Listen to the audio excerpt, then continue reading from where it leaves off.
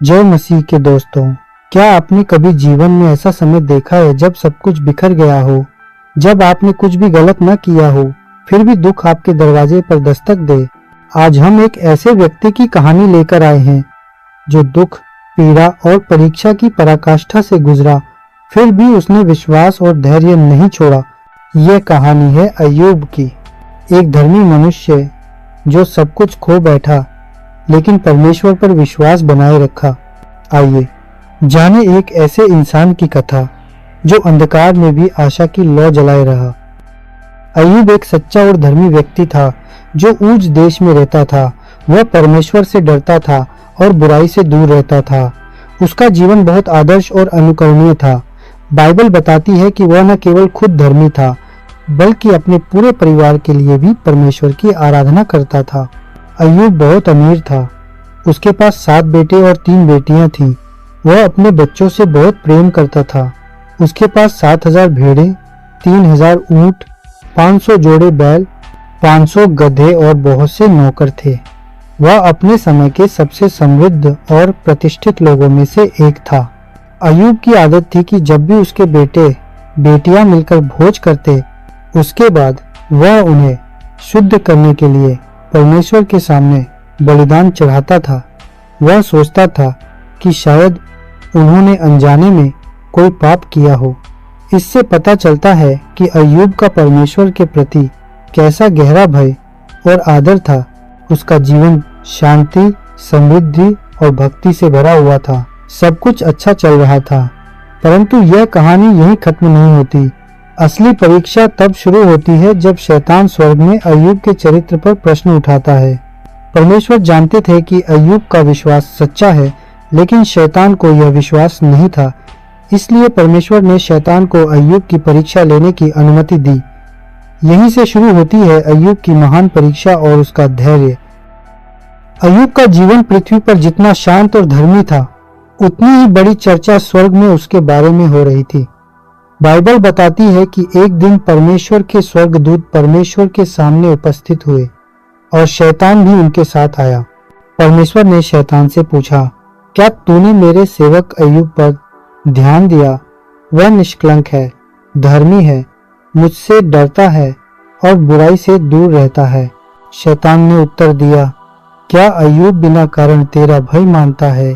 तूने उसके चारों ओर एक सुरक्षा का घेरा बना रखा है। तूने उसके कामों को आशीष दी है, इसलिए वह तुझसे प्रेम करता है। अगर तू उसकी सारी संपत्ति छीन ले तो वह तुझे तेरे ही सामने शाप देगा। यह एक चुनौती थी। शैतान का दावा था कि अय्यूब की भक्ति स्वार्थ पर आधारित है, न कि सच्चे प्रेम पर। परमेश्वर ने शैतान को अनुमति दी कि वह अय्यूब की संपत्ति, परिवार और जीवन के बाहरी हिस्सों को छू सकता है, लेकिन उसके शरीर को नहीं। यह एक अद्भुत बात है।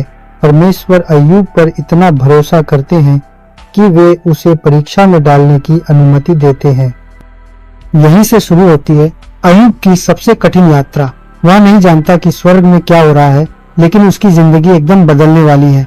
यह हमें सिखाता है कि कभी कभी जीवन की परीक्षाएं केवल पृथ्वी पर नहीं, स्वर्ग में लिए गए निर्णयों का परिणाम भी होती हैं, जहां हमारे विश्वास का मूल्य नापा जाता है।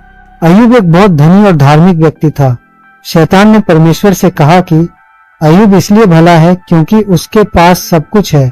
परमेश्वर ने शैतान को इजाजत दी कि वह अय्यूब की संपत्ति और बच्चों को नुकसान पहुंचा सकता है, पर अय्यूब को नहीं छू सकता। एक ही दिन में अय्यूब की दुनिया उजड़ गई। उसकी सारी संपत्ति, बैल, गधे, ऊंट, भेड़ें या तो लूट ली गईं या जलकर नष्ट हो गईं। उसके नौकर भी मार डाले गए और सबसे दुखद, उसके सारे बेटे बेटियां एक ही घर में भोज कर रहे थे।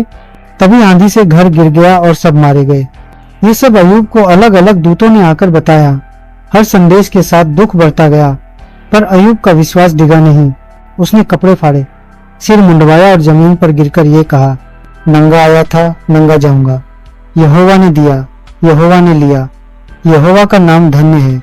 इस वाक्य का अर्थ है कि अय्यूब जानता था कि सब कुछ प्रभु की देन है और प्रभु जब चाहे वह सब वापस ले सकता है। उसने किसी प्रकार से परमेश्वर की निंदा नहीं की। यही अय्यूब की महानता है। सब कुछ खोकर भी उसने ईश्वर की स्तुति की। अय्यूब की संपत्ति और संतानें छिन जाने के बाद भी जब उसने परमेश्वर को दोष नहीं दिया तब शैतान संतुष्ट नहीं हुआ। उसने फिर परमेश्वर से कहा, एक आदमी अपनी जान के लिए सब कुछ दे देता है, अगर उसका शरीर छू लिया जाए तो वह तुझसे अवश्य मुंह मोड़ लेगा। परमेश्वर ने शैतान को अय्यूब की देह तक पहुंचने की अनुमति दी, लेकिन उसकी जान न लेने की शर्त रखी। तब शैतान ने अय्यूब के पूरे शरीर को सिर से पांव तक फोड़े फुंसियों से भर दिया। ये फोड़े इतने दर्दनाक थे कि अय्यूब को बैठना, चलना या सोना तक कठिन हो गया। उसे समाज ने त्याग दिया। वह नगर के बाहर राख के ढेर पर जाकर बैठ गया। यह स्थान उन रोगियों के लिए था जिन्हें लोग छूना भी नहीं चाहते थे। वह अपने फोड़े खुजलाने के लिए मिट्टी का एक टुकड़ा इस्तेमाल करता था। उसकी दशा इतनी भयानक हो चुकी थी कि जो भी उसे देखता डर जाता और मुंह फेर लेता। यह अय्यूब के लिए शारीरिक, मानसिक और सामाजिक दुख का चरम था। उसने सब कुछ खो दिया था, संपत्ति, परिवार, स्वास्थ्य, सम्मान और साथ। पर इस पीड़ा में भी अय्यूब ने कोई शिकायत नहीं की, कोई आरोप नहीं लगाया। उसका शरीर टूट चुका था पर उसका विश्वास अडिग था। ये घटना ये दर्शाती है कि सच्चा विश्वास सिर्फ सुख में नहीं बल्कि गहरे दुख में भी परमेश्वर से जुड़ा रहता है।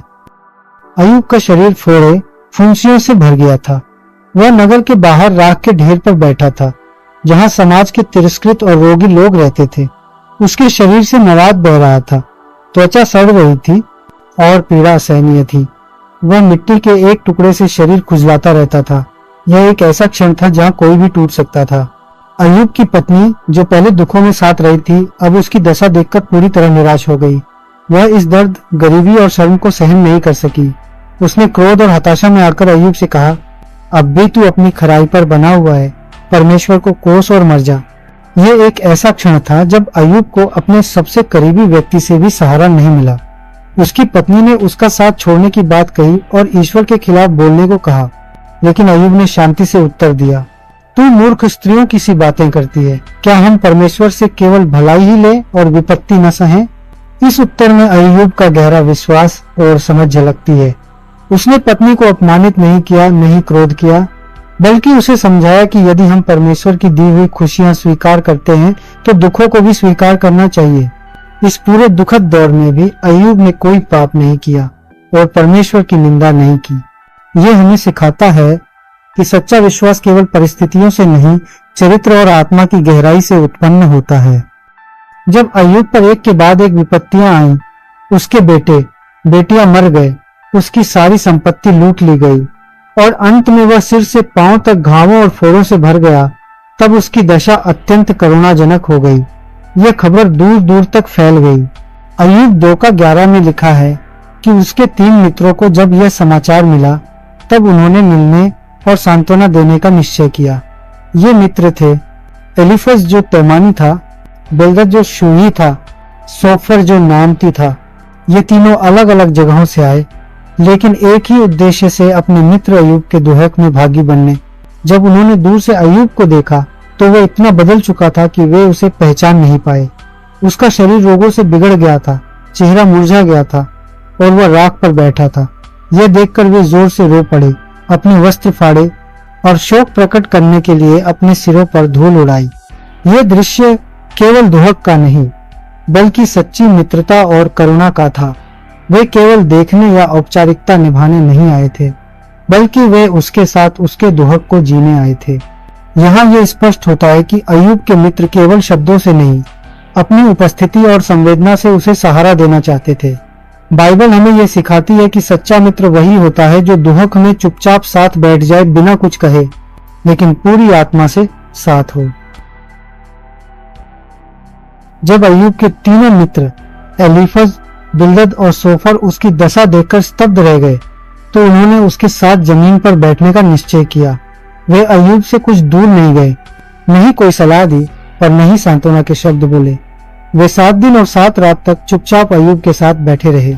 अय्यूब 2:13 में लिखा है, और वे 7 दिन और 7 रात तक उसके साथ भूमि पर बैठे रहे और किसी ने उससे एक बात भी न कही, क्योंकि वे देखते थे कि उसका दुहक बहुत बड़ा है।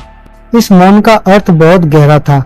अय्यूब की पीड़ा इतनी ज्यादा थी कि उसके सामने कोई भी शब्द छोटा और कमजोर लगता। मित्रों ने समझा कि उस समय उसे शब्दों की नहीं बल्कि साथ की जरूरत है। यह सच्ची मित्रता की पहचान थी। जब कोई कुछ न कहे फिर भी उसका मौन साथ आपके दुख में भागीदार बने। ये 7 दिन की चुप्पी सिर्फ एक परंपरा नहीं थी, ये उस समय की संस्कृति में शोक प्रकट करने का तरीका भी था, जिसे शिवा कहा जाता था, जो आज भी यहूदी परंपरा में मौजूद है। इस चुप्पी के बाद ही अय्यूब ने अपना दुहक उंडेलना शुरू किया, लेकिन इससे पहले यह मौन की घड़ी व नींद थी जहां से उसकी आत्मा का संघर्ष और प्रश्न ईश्वर से आरंभ होता है। ये हमें सिखाता है कि कभी कभी सांत्वना देने के लिए मौन सबसे बड़ा उत्तर होता है। अय्यूब 3:1 में लिखा है कि तब अय्यूब ने अपना मुंह खोला और अपने जन्म के दिन को शाप दिया। दुख और रोग की लंबी चुप्पी के बाद अय्यूब अपने दर्द से टूट गया। उसके बच्चे मर गए, उसकी संपत्ति नष्ट हो गई और शरीर फोड़ों से भर गया। जब उसके मित्र चुपचाप उसके पास बैठे रहे तब अंततः वह फूट पड़ा, लेकिन परमेश्वर को नहीं बल्कि अपने जन्म के दिन को शाप दिया। वह बोला, वह दिन नष्ट हो जिस दिन मैं जन्मा था और वह रात जिसमें कहा गया कि एक लड़का उत्पन्न हुआ। यह अय्यूब का दर्द और निराशा थी जो इंसान की गहराई तक झकझोर देती है। वह कहता है, क्यों मैं गर्भ में ही नहीं मर गया, क्यों मुझे जन्म दिया गया।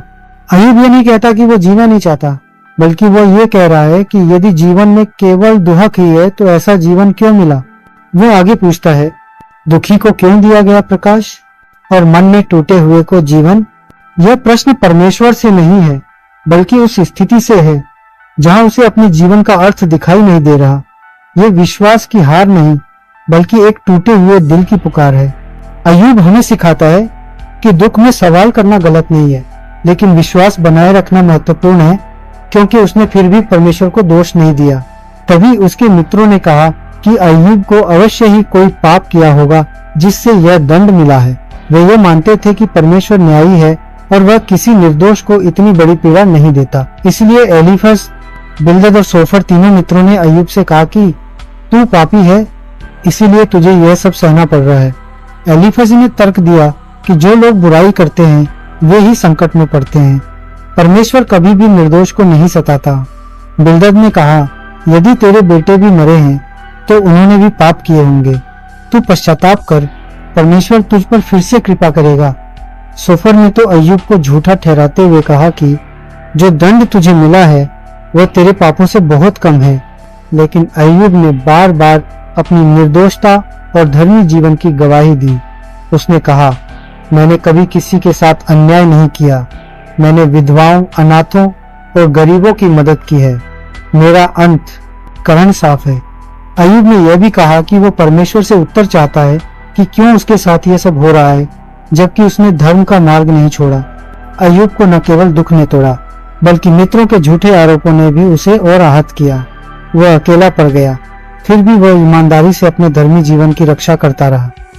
अब एक चौथा व्यक्ति एलीहू प्रकट होता है। वह अय्यूब और उसके 3 मित्रों की लंबी बहस के बाद बोलता है। एलीहू जवान है, इसलिए वह अब तक चुप था, लेकिन अब वह गुस्से में बोल उठता है, अय्यूब पर भी और उसके मित्रों पर भी। वह कहता है कि परमेश्वर मनुष्य को केवल दंड देने के लिए नहीं बल्कि उसे सुधारने और विनम्र बनाने के लिए भी पीड़ा देता है। उसका तर्क है कि दुख केवल न्याय का परिणाम नहीं है, वह प्रेम का माध्यम भी हो सकता है।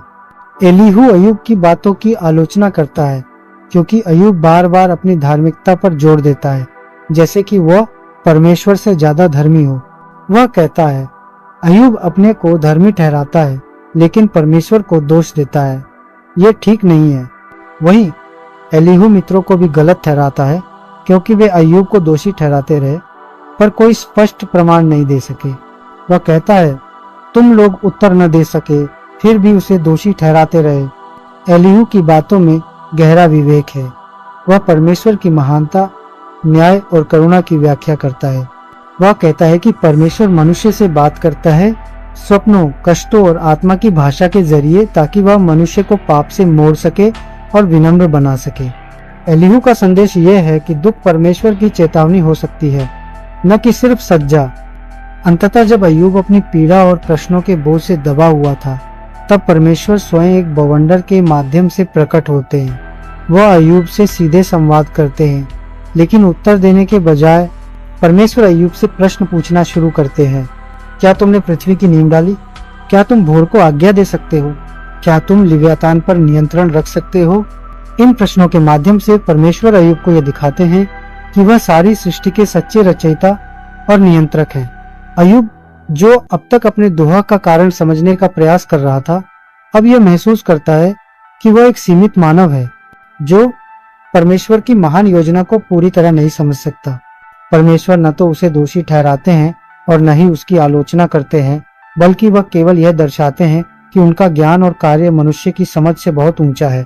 वे ब्रह्मांड की व्यवस्था, पशु पक्षियों का जीवन और प्राकृतिक शक्तियों के पीछे की शक्ति का वर्णन करते हैं। इन गहरे प्रश्नों और उत्तरों को सुनकर अय्यूब दीन हो जाता है। वह कहता है, मैंने वह बातें कही जिनको मैं नहीं समझता था। वह पश्चाताप करता है और स्वीकार करता है कि परमेश्वर की योजना में कोई गलती नहीं। इस प्रकार परमेश्वर का यह संवाद अय्यूब को उसकी सीमितता का बोध कराता है और दिखाता है कि हर दुहक के पीछे एक गहरी योजना हो सकती है, जिसे केवल विश्वास और विनम्रता से ही स्वीकार किया जा सकता है। अय्यूब ने जब परमेश्वर की महानता और अपनी अल्पज्ञानता को समझा तो उसने पश्चाताप किया। वह बोला, मैंने वह बातें कही जो मेरी समझ से बाहर थीं।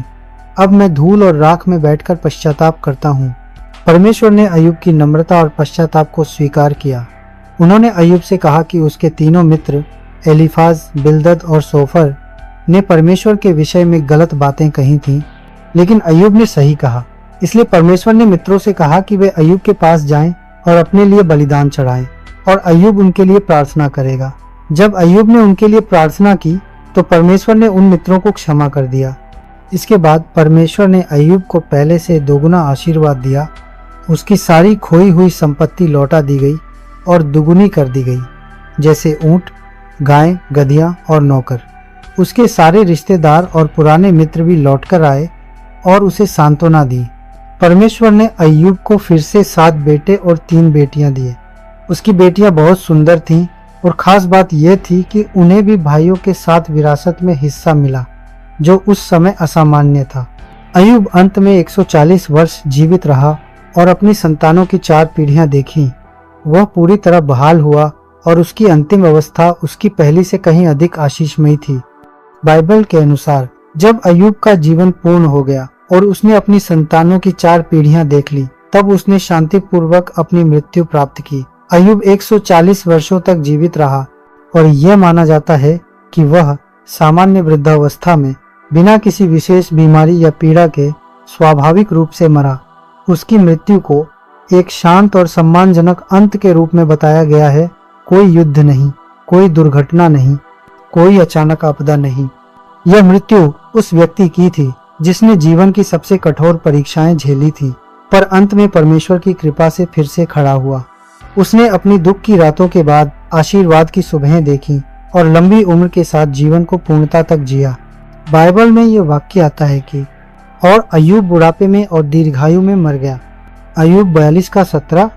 इसका अर्थ है कि उसकी मृत्यु शांति, संतोष और परमेश्वर की संगति में हुई। अगर आपको वीडियो पसंद है तो लाइक, सब्सक्राइब करें और बेल आइकन दबाना ना भूलें। मिलते हैं अगली वीडियो में।